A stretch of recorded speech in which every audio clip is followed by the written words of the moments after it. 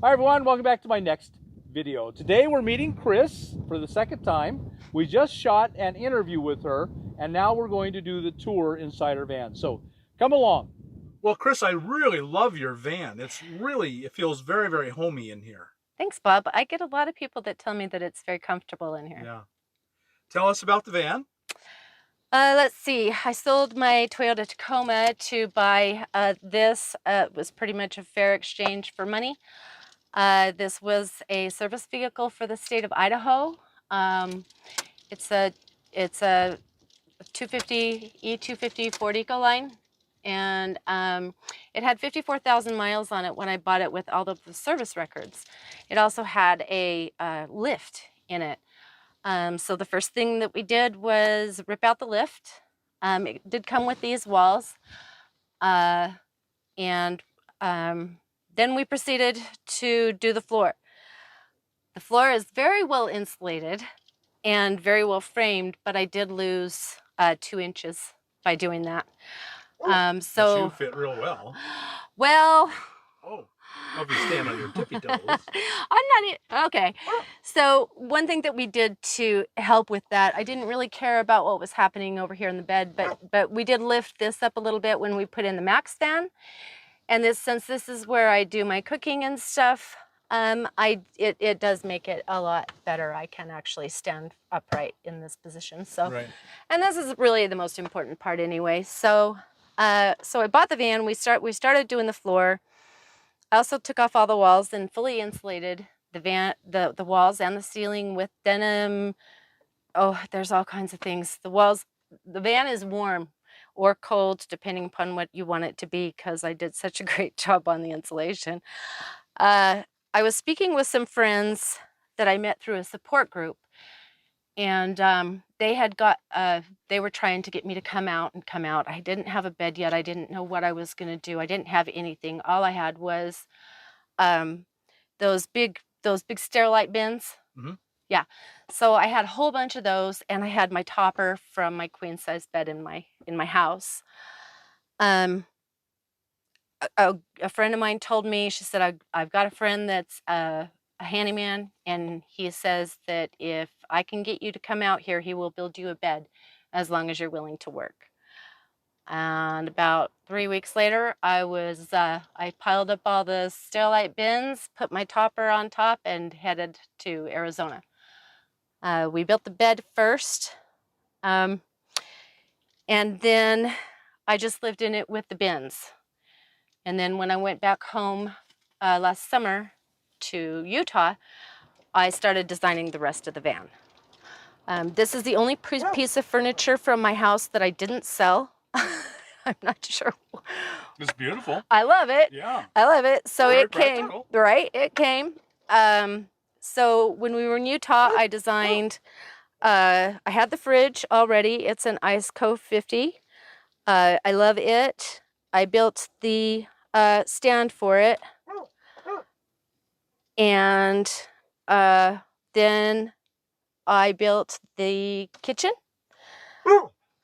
And nice. With the kitchen, I actually designed it. My daughter helped me, and I had a friend do the cutting of the wood, and we did all the sanding and staining and everything else. Thanks. It really is. I really love it. Great job. I love it. Like, this is my dog bowl kitchen sink. Yeah. And then if you want to see really quick, I decided that I needed the extra space to cook. So that gives me... Those things are great. I know. That turned out to be really, really good. And then I also, my solar panels, that was always a nightmare putting them on my bed to travel. So I built this cute little pocket. Oh, right. That's where you got one couple right there. Uh-huh. So yeah, a couple of friends helped me do all of the woodwork. Really nice. I think it's beautiful. I love all the, nice touches everywhere. Yeah, I try. Really, really nice. It's really hard sometimes to separate yourself from all of the beautiful things that you've had in your home. Right. And so I just kept a couple of the little things and did the best that I could with it. Right. Very, very good. I like it a lot. Thanks. And so you must have a stove. Oh, there's a stove right there. I do. I designed this. There's a stove, and then here's one of those little what's that thing called? Kettle with a 12-volt? No, it's a little oven thing, and supposedly you can cook chicken in it and everything. It's really a hot plate inside a thermal lunchbox. I don't recommend actually cooking meat in it. It really only makes things after like several hours lukewarm. Right. But it's better than nothing. So. Right. Yeah. Mainly, I think that you should use them for warming foods up. I do. I use them for warming up soup. Those little. Right. Yeah. Yeah, that's what I use them for. That works well for that. Yeah. So, and another thing that I did that was really important was when I very first started off, my dog, her bed was a real problem. So when after the first year, I realized that it would be a whole lot better if I just put her bed under my bed. Oh yeah, that makes perfect sense. I've known people that do that before. Yeah, it turned out to be beautiful. Sure. And they're denning animals. They love to be in a cave. She's always really loved her kennel. So I thought, well, that is just, although I do think that she thinks that this is just a really big kennel that we live in. Right. Yeah. She's not so far wrong. She's not so far wrong. I don't have a lot of things as far as power is concerned. You know, I have the stove that's butane. Almost everything that I have is solar or USB, except for I've got these lights. Everybody has given me a whole bunch of little everything. So I've got these lights. Oh, those are nice. Yeah, they're battery operated, and they change colors, which is cool, and they dim. And then I've got these lights, which are USB. The batteries in these are really, really terrible. We've had to do surgery on that before to make it work. I also have like Christmas lights. Let's see, I have these little fans and they have lights. They also have bad batteries. Solar, a lot of solar things. And I charge everything with my power station. Yeah, they work well. Yeah. Yeah, I love my Blue Eddy. I'd be lost without it. I know you're going to ask how I go to the bathroom. Oh, sure. How do you go to the bathroom? Okay. There's a lot of different ways that I go to the bathroom. I prefer to go in the bush like most men or behind a bush. In situations like this, it doesn't. So I'll use a Folgers can for that. And then for my bowel movements, I use my Thedford. Right. And which worked great. It works really, really well. It doesn't smell up the van. I empty it every few days, and it works really well. And I strategically positioned it so that I always have a wonderful view when I'm using the restroom. Showering, no. When I very first started off, because I'm on disability, I also am a member of Silver Sneakers, which gives you access to almost all gyms, not the really big ones, but most of the gyms. And that was the plan, was that I was going to use showers at gyms. Well, then COVID came and all of the gyms closed. I'm still not comfortable with going into large places where there's a lot of people breathing and using circulated air. So my sink doubles as a sponge bath situation. Sure. A lot of baby wipes, daily cleaning your skin with baby wipes. And then I do get to stay with friends and family on occasion and get to take advantage of showers there. Sure. You just, do whatever you have to do. Yeah. And we'll get back to normal and the gyms will be open again eventually. Right. Of course, I hope so. Yes, we all hope so. There's a collective, I hope so out there. It's not looking very good. I think it'll take some time, but yeah. Yeah.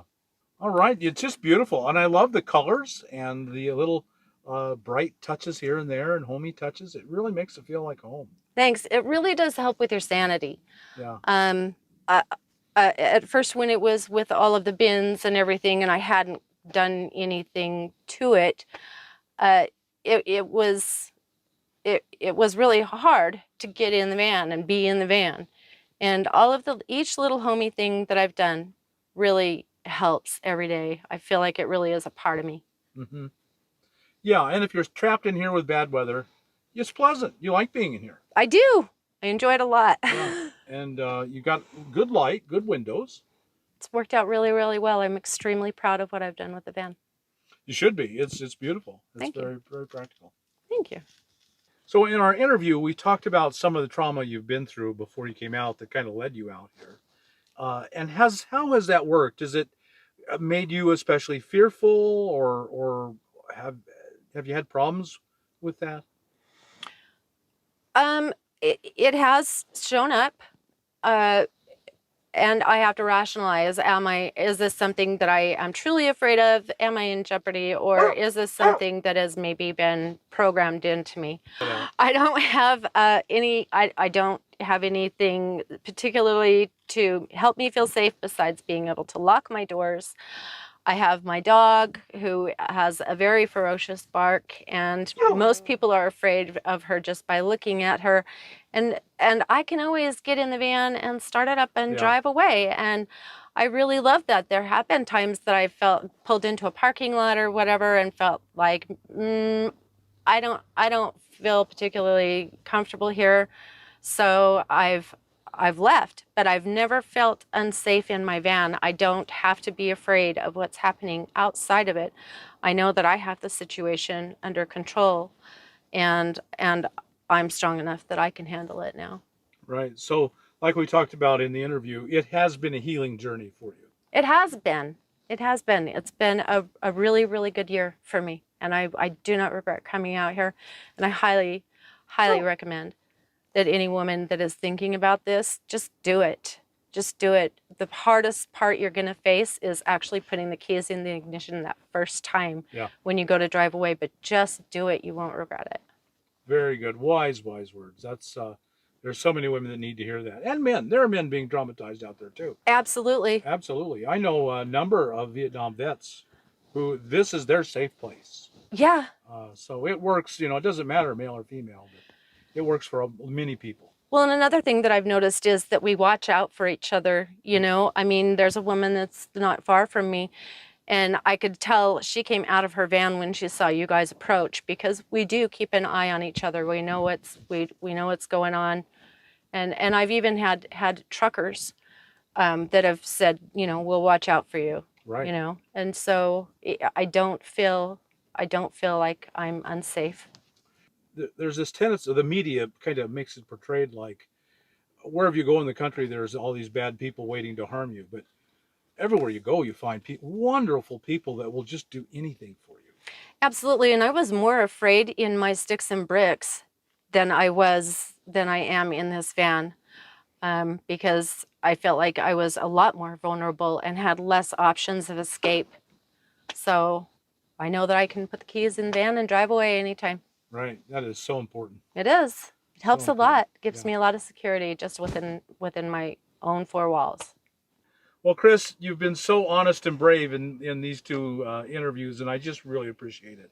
Thank you. Absolutely. Thank you, Bob. You've made a wonderful home and a wonderful fresh start for yourself, and I wish that for everyone.